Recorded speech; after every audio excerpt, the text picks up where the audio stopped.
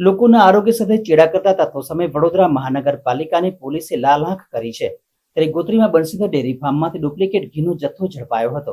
હાલ વરસાદી મોસમના કારણે માનવ સ્વાસ્થ્ય સાથે વિવિધ ચીજવસ્તુની ચકાસણી પાલિકા તંત્ર દ્વારા કરવામાં આવી રહી છે.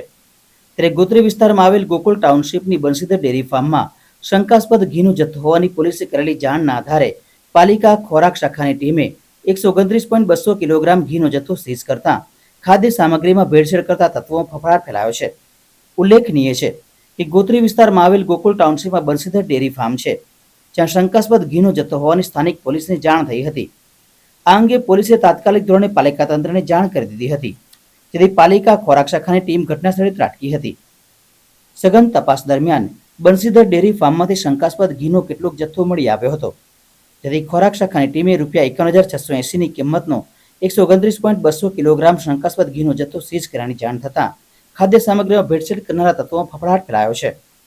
બાતમીના આધારે અમારા સાહેબની સૂચના મુજબ અમે આજરોજ ગોત્રી રોડ પર બંસીધર ડેરી ફાર્મ પર આવેલા છે ગોકુલ ટાઉનશીપમાં.